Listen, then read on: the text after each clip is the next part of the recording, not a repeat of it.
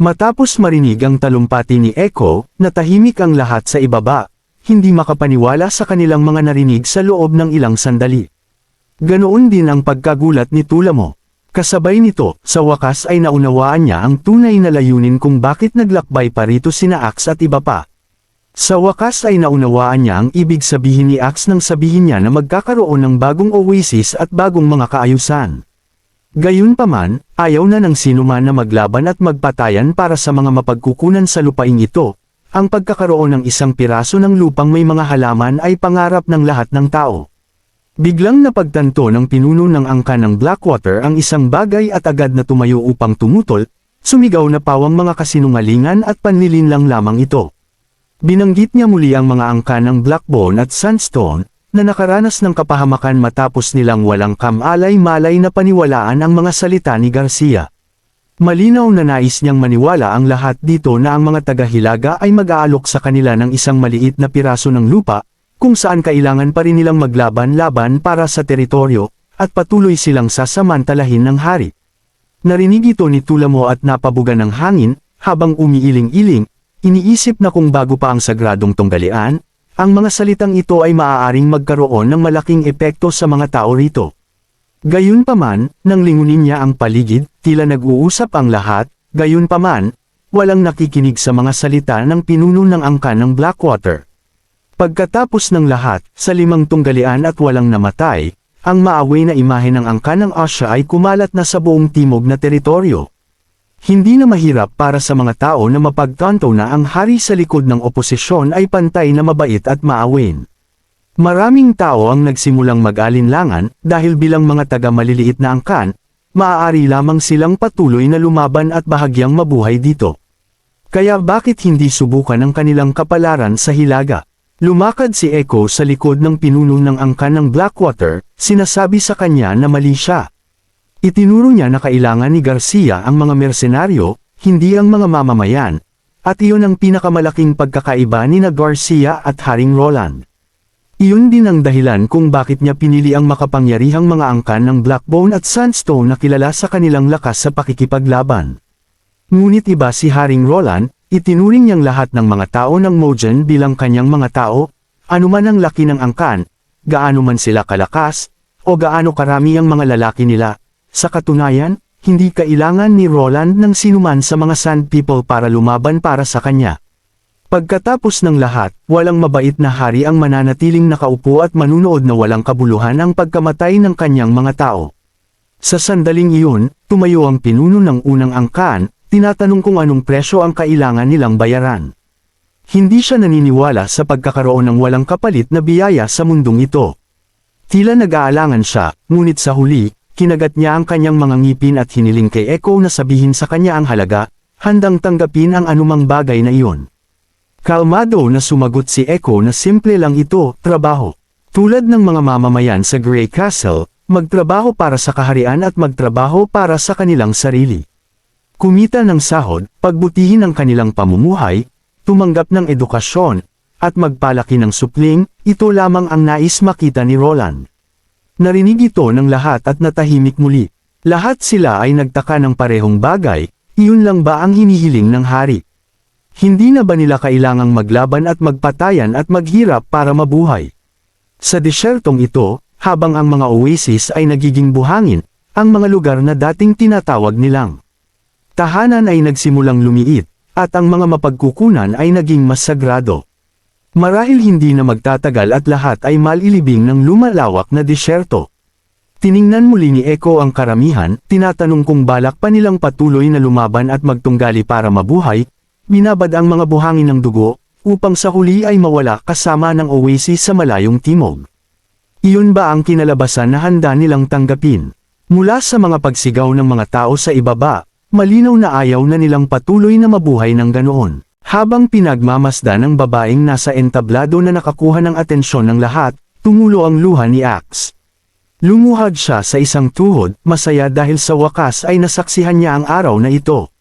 Pinagtibay ni Echo sa kanila na ang katotohanan ang magpapatunay sa lahat. Lumuhad ang isang kalagitnaan ng edad na lalaki sa ibaba ng entablado, inilagay ang kanyang kamay sa kanyang dibdib. Di nagtagal, lumuhod ang iba pang tao isa-isa, nagpalakpakan para kay Echo at Yumiko upang ipagdiwang ang pagsilang ng dakilang pinuno na si Roland. Nakangiti ang mga mangkukulam sa pangyayari, at sa pamamagitan ng komunikasyon na dala ni Hummingbird, narinig din ni Roland ang malakas na pagpalakpak. Pinakinggan ni Roland ang lahat ng ito ng may emosyon, iniisip na sa wakas ay nagawa na nila ang unang hakbang. Gayunpaman, ito ay simula pa lamang, marami pang dapat gawin. Tiningnan niya ang tatlong batang mangkukulam sa harap niya, kailangan nilang pumunta sa Iron Sand City kaagad upang gamutin si Lorca. Dapat silang umalis ngayong gabi at inaasahang makakarating sa Dragonfall Ridge upang magpahinga sa gabi at makarating sila sa Iron Sand City kinabukasan. Tinuro ni Lightning ang sarili niya at kay Maggie, tinatanong kung kailangan nilang parehong pumunta. Ngumiti si Roland at sinabing hindi kayang ipasok ni Maggie mag-isa si Nana sa kanyang likod. Pagkatapos ay pinaalalahanan niya silang magsuot ng mainit na damit, dahil hindi madali ang paglipad sa ganitong panahon. Tumingin si Nana sa labas sa nagbabagang nyebe at biglang napagtanto na malamang ay itatali siya sa likod ni Maggie, na nagdulot sa kanya ng panginginig. Itinaas ni Maggie ang kanyang kamay, tinitiyak na siya ay darating sa oras. Medyo nalungkot si Lightning sa pag-iisip na siya ay may iwan sa paggalugad, humingi ng pakiusap kay Roland na huwag galugarin ang mga bundok ng nyebe bago siya bumalik. Ayaw niyang makaligtaan ang isang napakagandang pakikipagsapalaran kung hindi magiging sobrang lungkot niya. Hindi mapigilan ni Roland na matawa sa pag-iisip na ang pinakadakilang adventurer ay umiiyak, gayunpaman, nangako siya na hihintayin niya ang kanilang pagbabalik at pagkatapos ay sasamahan sila sa paggalugad. Lumipas ang ilang oras, pagkatapos ng isang araw na trabaho, dumating si Roland sa ikatlong bayan sa hangganan. Hindi talaga ito isang bayan, sa halip. Ito ay isang underground bunker. Ang bunker ay lumubog sa paanan ng bundok, na may isang napakalaking bakal na gate na tumataas ng 10 metro ang taas, na may mga bantayan sa apat na sulok nito na may tinek na alambre, at 2 bunker ng machine gun na nakatayo ng makapangyarihan sa pasukan. Upang maitayo ito, halos 1/4 ng kabuoang produksyon ng bakal ng Neverwinter sa taglamig ang nagastos. Ngunit tiwala siya na ang kuta na ito ay makatiti sa anumang halimaw na demonyo. Pumasok ang grupo sa bunker, at hamina ang ilaw at sa lalong madaling panahon, nalunod sila sa kompletong kadiliman. Kumuha si Phyllis ng isang nagliliwanag na magic stone at nanguna sa daan. Habang naglalakad sila, mausisa na tinanong ni Wendy kung bakit tinawag ni Roland na ikatlong bayan sa hangganan ang lugar na ito. Kung ang panlabas na distrito ng bayan sa hangganan ay itinuturing na una, saan nga ba ang pangalawa? Ngumiti si Roland at tinanong si Wendy kung hindi niya sa tingin ay tumutugma ang ordinal number na pangatlo sa pader ng kuta. Si Wendy, nakitang nagsimulang magsalita si Roland tungkol sa mga kakaibang bagay muli. Nagkibit-balikat habang sinasabi na hanggat gusto ni Roland ay ayos lang sa kanya. Pagkatapos ay lumapit siya kay Phyllis at sinabi sa kanya na madalas magsabi ng kakaibang mga bagay ang kanyang kamahalan, pinapayuhan siyang huwag itong pansinin. Nagpatuloy ang grupo, binagulan ni Phyllis ang kanyang lakad at malapit nang tanungin si Roland ng isang bagay, ngunit malinaw na alam na ni Roland kung ano ang gusto niyang itanong nang hindi pa niya tapos ang kanyang pangungusap. Simple lang na hiniling ni Roland kay Phyllis na dalhin siya sa loob. Nang makarating sila sa pinakamalalim na bahagi, isang maluwang na arko na bulwagan ang lumitaw sa harap nila. Na may 3 nilalang na may mga galame, o sa halip, ang mga orihinal na tagadala, nakatayo sa gitna ng bulwagan, napapalibutan ng mga mangkukulam na naging bahagi ng God Punishment Army. Lumapit siya sa 3 mangkukulam na tekira na may ngiti, inaabot ang kanyang kanang kamay sa nangungunang nilalang na may mga galami. Si Nightingale, sa hamog, ay medyo tense, ang kanyang kamay ay nasa kanyang balikat na, handa na hilahin siya sa hamog sa anumang senyales ng panganib. Tumahimik sandali ang nilalang na may mga galami, pagkatapos ay tumunog ang boses nito sa kanyang isipan. Medyo nagulat si Pasha kay Roland dahil ang kanilang mga naunang pag-uusap ay sa pamamagitan ng mga screen, at ang pagpipigil ni Roland ngayon ay halos hindi maisip. Kahit na ang mga mangkukulam na tekira ay hindi gaanong kalmado gaya ni Roland noong una nilang nakita ang kanilang gamit na katawan. Gayunpaman, iniunat ng nilalang ang isang galami upang makipagkamay kay Roland. Ang una na nagsalita ay si Pasha, na unang kinilala ang suporta ni Roland para sa mga mangkukulam na tekira. Biglang may sumingit na ibang boses, sinasabing ang pagpapadala lamang ng isang esquadron ng hukbo upang ihatid ang isang relikiya ay hindi gaanong suporta kundi sa halip ay pagsubaybay at pangangasiwa. Ito ang boses ni Alethea.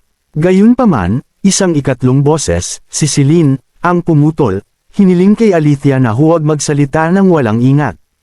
Hindi niya pinansin ang kanilang tono, ngumiti at sinabing ang takot ay nagmumula sa hindi alam. At anuman ang kanilang kasalukuyang anyo, sila pa rin ang mga mangkukulam na tekira mula sa puso.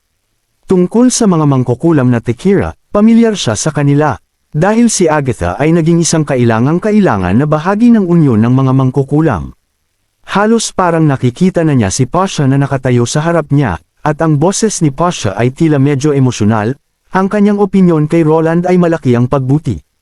Umaasa si Roland na lahat ay magtatabi ng mga prejudice sa ilalim ng banta ng mga demonyo.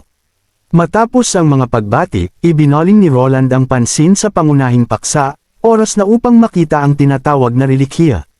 Pagkatapos ay itinuro ni Pasha ang atensyon ni Roland sa napakalaking cube sa likod nila.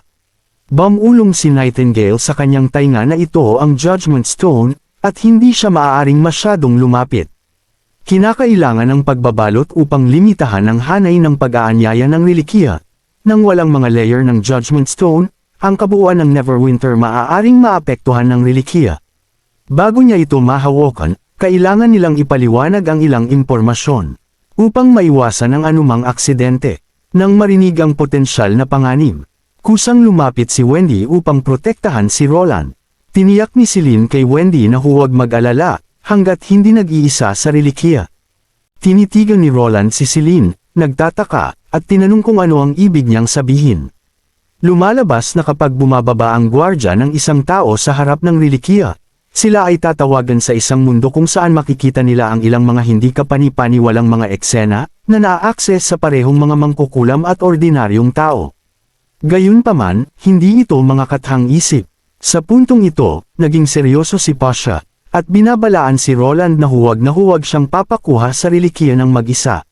Mahalagang may mga tao sa paligid niya, dahil ang mga nilalaman ng pagpipinta ay maaaring makaapekto sa realidad.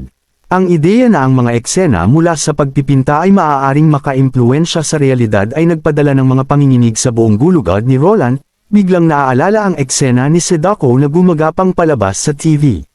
Lumalabas na, kapag natawag, hindi makontrol ng tao ang kanyang sariling katawan sa labas ng mundo, at sa sandaling iyon, kailangan ng isang tao na naroon upang hilahin ang tao palabas sa hanay ng relikiya. Gayunpaman, binanggit din sa mga sinaunang teksto ang mga kaso kung saan hindi makabalik ang mga kaluluwa sa kanilang mga katawan pagkatapos hawakan ang relikiya ng mag-isa. Mas mababa ang panganib kung maraming tao ang gumawa ng contact. Tungkol sa pangalawang punto, sinabi sa kanya ni Althea na ang ilang mga pintura sa loob ay mula sa ibang mga sibilisasyon, at ang mga bagay na iyon ay tiyak na susubukan na saktan si Roland. Bagamat maaaring hilahin siya ng iba palabas sa saklaw, hindi nila siya matutulungan na labanan ang takot. Narinig ito, hindi nag-alala si Roland, ngumiti, at tinanong kung may iba pa silang dapat banggitin.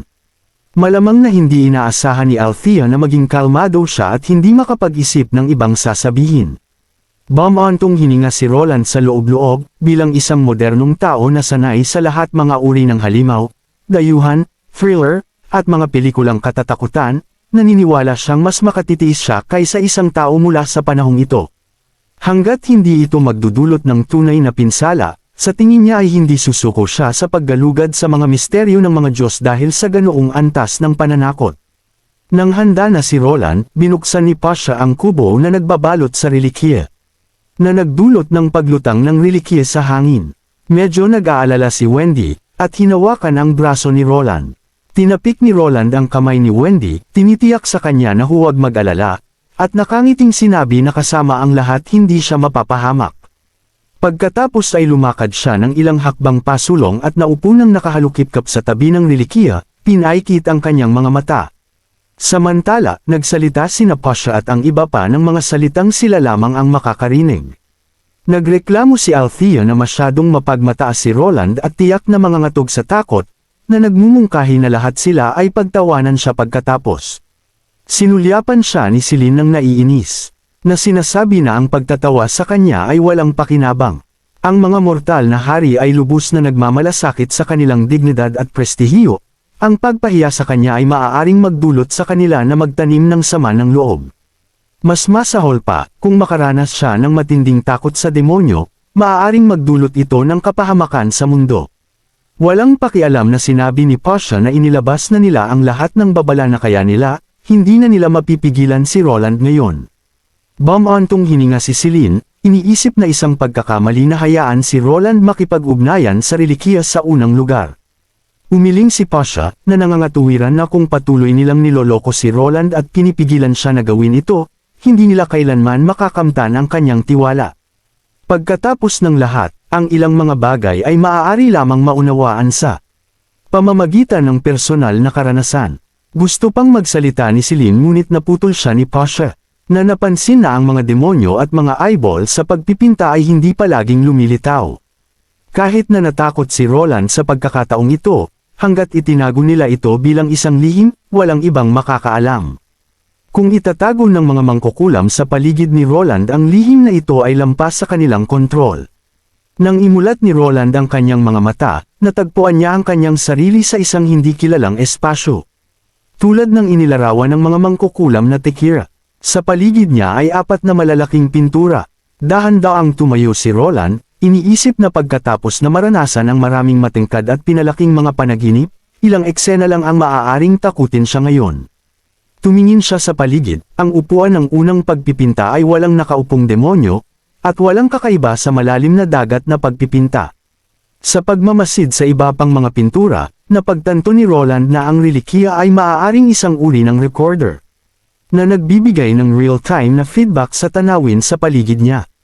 Tinitingnan ang tanging itim na pagpipinta, tila ito ang kumakatawan sa sibilisasyong pangilalim ng lupa. Nanalipol, ang ika-4 na pagpipinta ay naglalarawan ng bulwagan kung saan naroon si Roland dati. Binati ni Roland ang kanyang sariling imahe at ang imahe ni Wendy sa pagpipinta, ngunit tila hindi nila siya narinig. Nagkibit-balikat siya, nagtataka kung nasaan ang epekto sa realidad. Pagkatapos ay sinubukan niyang hawakan ang mga pintura, ngunit biglang, may narinig siyang ingay mula sa pagpipinta sa likod niya. Nakaramdam siya ng panginginig sa buong katawan niya. Hindi niya inaasahan na ang mga pinturang ito ay may tunog. Lumingon siya, nakita niya na sa pagpipinta na nagpapakita ng trono. Isang itim na nakabaluti na kabalyero na may higanteng espada ang nakatingin na ngayon kay Roland. At isa pang pagpipinta ang nagtatampok ng isang higanteng nakakatakot na eyeball. Tiningnan ni Roland ang dalawang painting na ito nang medyo nagulat, kalahating nagbibiro na iniisip niya na. Tila nagtulungan sila upang salubungin siya dito. Tumingin siya sa itaas at naglakad patungo sa gitna ng 4 na higanteng pintura, nakaharap sa mga nilalang mula sa dalawang sibilisasyon. Tinanong niya kung silang dalawa ay dumating upang lumahok sa digmaang banal, gayunpaman, hindi siya nakatanggap ng sagot. Gayunpaman, patuloy na nagsalita si Roland, na ipinapahayag na hindi niya gustong makipaglaban kung posible at iminumungkahi na tayong lahat ay maupo at magkaroon ng pag-uusap sa halip. Sinubukan niyang makipag-usap sa kanilang ngunit muli, hindi siya nakakuha ng sagot, na medyo nakakabigo para kay Roland. Bigla, naisip niyang nakita niya ang dibdib ng demonyo na humihinga ng mas mabilis, at ang higanteng eyeball na nangangatog. Pabiro niyang naisip na ito ay isang side effect ng isang staring contest. Ngunit ito ay medyo kakaiba pa rin. Nang mga sandaling iyon, maraming higanteng galami ang lumitaw. Bumalik sa ilalim ng lupa ang eksena kung saan akala ng mga Tekira Witch na naghihintay sa labas ay wala namang nakita si Roland dahil mukhang hindi siya naapektuhan.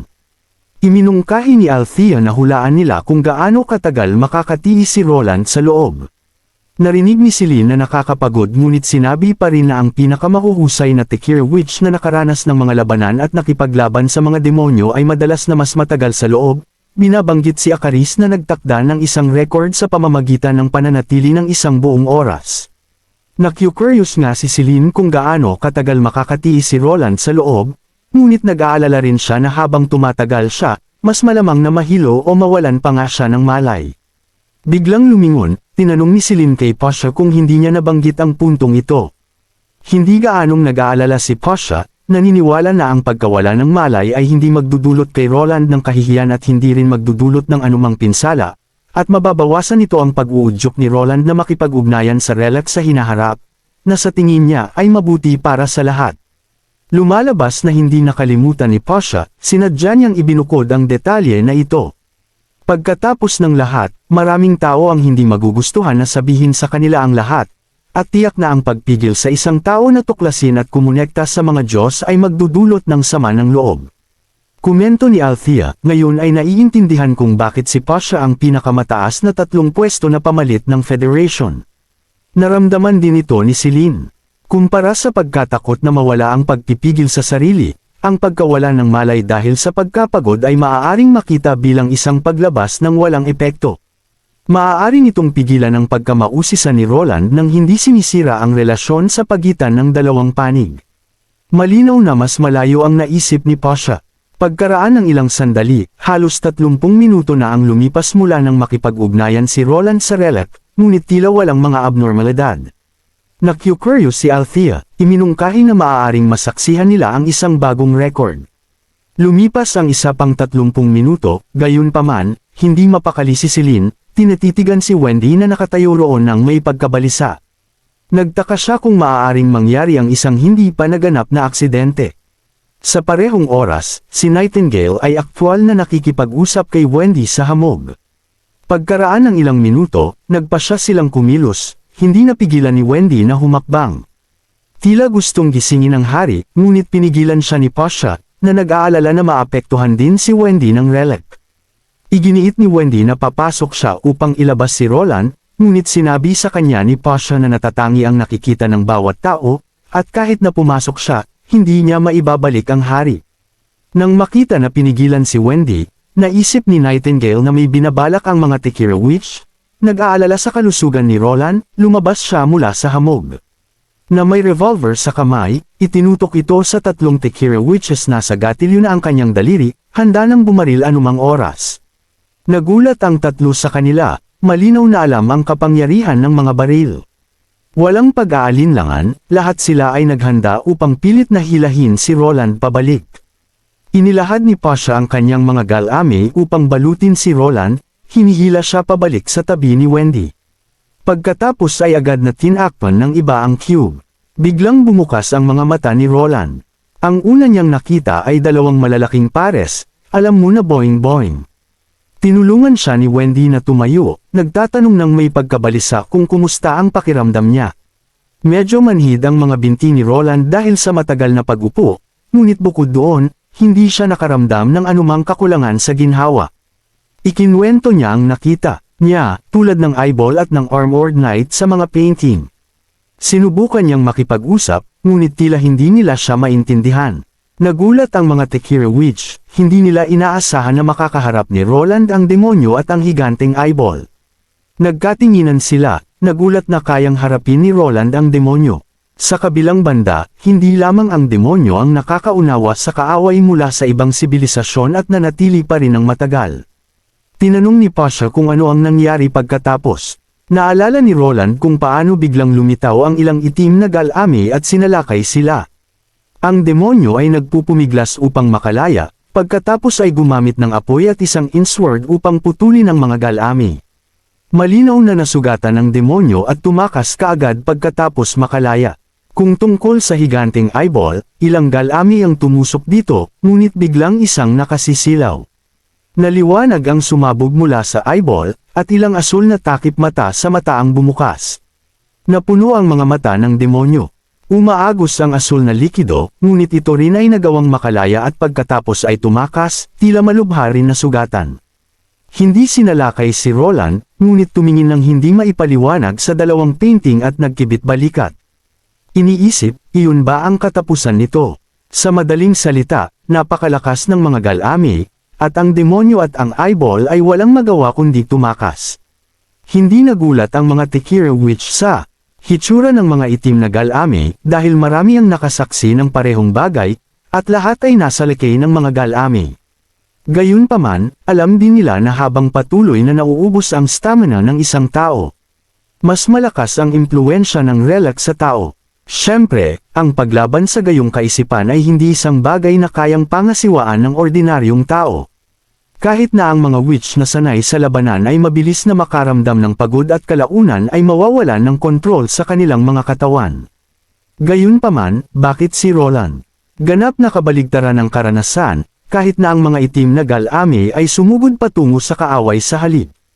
At hindi siya pinapansin. Unang pagkakataon na narinig nila ang tungkol sa ganoong bagay. Tungkol kay Roland na nakatagpo ng dalawa kung ano ang kanilang tinatawag na mga tagapagbantay mula sa dalawang iba pang sibilisasyon, hindi lamang siya nasaktan, ngunit pinamamahalaan din niya. Upang itaboy sila, biglang nagkaroon ng hindi kapani-paniwalang naisip ang mga mangkukulam. Maaaring ito ay nangangahulugan na ito ang lakas ng isip ng mortal na hari ay kapantay ng pinakamalakas sa tatlong upuan, ang Starfall Queen, Akaris. Nag-usap-usap sila, isang talakayan na natural na hindi narinig ni Roland, ngunit nagpasalamat pa rin siya sa kanila sa paghila sa kanya pabalik. Matapos mawala ang demonyo at ang eyeball, patuloy lang siyang naglakad, sinusubukang makita kung mayroon hangganan o limitasyon sa mundo, ngunit habang papalayo siya, mas nakahinga siya ng maluwag na mahayla. Bumalik, kung hindi, kailangan niyang bumalik sa parehong paraan. Pagkatapos ng mahabang katahimikan, tinanong ni Pasha kung gusto ni Roland na ipagpatuloy ang paggalugad sa relic. Umiling si Roland, pansamantala siyang nawalan ng interes sa apat na mga pintura. Ang gusto niyang makita ngayon ay ang Central Carrier. Nang makita ni Roland ang Central Carrier ng kanyang sariling mga mata, hindi niya napigil ang huminga ng malalim. Para itong isang napakalaking tumor, isang pagsasama-sama ng mahigit sa 100 kaluluwa ng mga mangkukulam ng Tekira, na isinakripisyo ang kanilang katinuan upang makamit ang kakayahang mag-decipher ng mga dokumentong iniwan ng sibilisasyong nasa ilalim ng lupa. Ang carrier ay may 3 higanteng tentacles, ngunit nakakabit ito sa lupa ng mga higanteng pako. Hindi lamang iyon, ang katawan ng center carrier ay mahigpit na binalot ng mga layer ng bakal na kadena at tila nagdusa ng maraming pinsala mula rito. Kumunot ang noo ni Roland, tinanong niya ang 3 mangkukulam kung bakit kinakailangan ito, lalo na't ang carrier ay halos gawa sa mga mangkukulam, kasama ang isa sa kanilang sarili mula sa pinakamataas na 3 upuan. Huminga ng malalim si Pasha at ipinaliwanag na ang kapangyarihang taglay ng carrier ay hindi gaanong mahina kaysa sa mga Judgment Army. Kung hindi nila ito ginawa, ang isang walang malay na carrier na maaaring malayang gumalaw ay maaaring magbigay ng panganib kumpara sa mga demonyong halimaw. Itinuro ni Roland na ang mga mangkukulam kusang nagsama sa carrier ay nagbigay ng lahat sa Tekira at ngayon ay nakakulong sa madilim na sulok na ito, hindi makalipat. Hindi patas ito sa kanila. Naiintindihan ni Pasha ang punto ni Roland, ang kanyang boses ay may bahid ng kapitan. Bagaman sinubukan nilang tanungin ang mga mangkukulam sa loob ng carrier tungkol sa kanilang mga nararamdaman, wala silang nakuha na tugon. Naantig din si Alethea, sa mga salita ni Roland, na pagtanto niyang tunay niyang pinapahalagahan ang damdamin ng mga mangkukulam. Tiniyak niya kay Roland na huwag mag-alala, sapagkat para sa lahat ng mga mangkukulam ng Tekira dito, ang pagsama kay Lady Eleanor ang pinakadakilang kapalaran para sa bawat mangkukulam ng Tekira. Lumalabas na nang tanungin nila kung dapat bang pigilan ang Central Carrier. Lahat ng sagot mula sa 3 pangunahing tentacles ay oo. Kung hindi, hindi nila siya masisiguro. Nang lubusan, tumango si Roland, pagkatapos ay binanggit na ang unyon ng mangkukulam ay may 2 mangkukulam. Si Soraya na maaaring gumuhit ng napaka-flexible na tela, at si Shadow Feather na maaaring gumawa ng mga bagay na malagkit. Marahil ay makakalikha sila ng isang bagay upang pigilan ang carrier na gumalaw habang pinipigilan ang karagdagang pinsala at ginagawa itong mas komportable. Nagpapasalamat ang mga mangkukulam para sa mungkahi ni Roland at yumuko bilang pasasalamat. Pagkatapos ay nilapitan niya ang Central Carrier at tinanong ang kanyang tanong. Ito ay isang simpleng tanong sa pagdaragdag ng isang digit. Nang tanungin niya kung tama ang sagot na ibinigay niya ay oo, agad na nag-ilaw ang 3 tentacles, ibig sabihin ay oo. Nagulat ang mga mangkukulam ng Tekira na hindi inaasahan si Roland na magtanong ng ganoong tanong. Ipinaliwanag ni Roland na ito ay isang tanong lamang, ngunit ito ay isang pagsubok lamang. Pagkatapos ay kumuha siya ng papel, tinanong kung mayroon siyang 12,345 basket, na naglalaman ng 54,321 mansanas, kung gaano karaming mansanas ang magkakaroon kung ibuhos silang lahat. Binigay ni Roland ang sagot. Isang 9 na digit na numero, medyo komplikadong problema para sa panahong iyon, at tinanong kung tama ito. Kaagad na binanggit niya ang numero, muling nag-ilaw ang 3 tentacles, tulad ng dati. Ang tugon ay agaran, walang anumang pagkaantala. Lumalabas na ang central carrier ay maaaring talagang kalkulahin ang sagot at ginawa ito kaagad. Kahit na maaari lamang itong tumugon. Nang oo o hindi, naisip ni Roland na ito ay malaking tulong sa departamento ng aritmetika. Sa pinakamaliit, magagamit ito upang i-verify ang mga resulta, binabawasan ang rate ng error sa malaki at komplikadong mga kalkulasyon. Natuwa si Roland, yumuko at tinapik ang pangunahing tentacle. Pinupuri kung gaano siya kagaling. Ipinaalala sa kanya ni Pasha na hindi maaaring makipag-usap ang carrier kay Roland. Gayunpaman, naniniwala si Roland na, kung naiintindihan nito ang kanyang mga salita at tumugon ng oo o hindi, ito ay isang anyo na rin ng komunikasyon. Pagkatapos ay iminungkahi niyang subukang tingnan kung maaari nitong ipahayag ang higit pa sa mga positibo lamang o negatibong tugon. Sinabi niya sa carrier na ituring ang isang pamumulaklak na tentacle bilang 1, 2 bilang 2. At iba pa, ang kanyang tanong ay kung magagamit ng carrier ang pulang ilaw upang kumatawan sa bilang 3. Hindi ito isang tanong sa matematika ngunit may malaking kahulugan. Gayunpaman, hindi agad tumugon ang central carrier tulad ng dati. Matapos ang ilang sandali, isang tentacle ang nag-ilaw ng pulang ilaw, isa pang naglabas ng mahinang glow. At ang huling isa ay hindi nag-ilaw. Huminga ng malalim si Pasha, sinasabing lumampas sa kakayahan nito ang tanong ni Roland. Lumalabas na sinubukan na nila noon upang ipahayag ang mga simpleng konsepto, ngunit sa sandaling ito. Lumampas sa mga simpleng tamang o maling paghuhusga, ang oras ng pagtugon nito ay magpapabagal ng malaki. At madali itong malito tulad ng ginawa nito ngayon. Naintindihan ni Roland na ito ay isang lohikal na sagabal. Pagkatapos ay nagtanong siya, nang may pag-aalala, kung okay lang ito para sa carrier. Sinabi ni Celine na kailangan lamang nitong magpahinga upang makabawi. Matapos ang trabaho sa araw na iyon, naghahanda nang umalis si Roland, iniisip na tila hindi naman madaling hawakan ang mga biological computer. Marahil ay kailangan nilang maghanap ng isang paraan na maaaring sumagot ng oo o hindi at magsagawa rin ng mga komplikadong ekspresyon. Tungkol sa kung ano ang susunod na gagawin, kailangan nilang maghintay hanggang matapos ang paggalugad sa kabundukan ng Niebe at maitatag ang pangunahing tiwala sa pagitan ng dalawang partido. Naginat siya, nakaramdam ng kasiyahan sa gawaing nagawa sa araw na iyon. Tinitingnan ng makapangyarihang ikatlong bayan sa hangganan, na malayo pa sa pagkumpleto, inilarawan niya na kapag ganap ng konektado ang buong bundok, magiging isang tunay na kuta ito, na isasama sa artillery at mga kampo sa ibabaw at bumubuo ng bahagi ng pinakamalakas na linya ng depensa.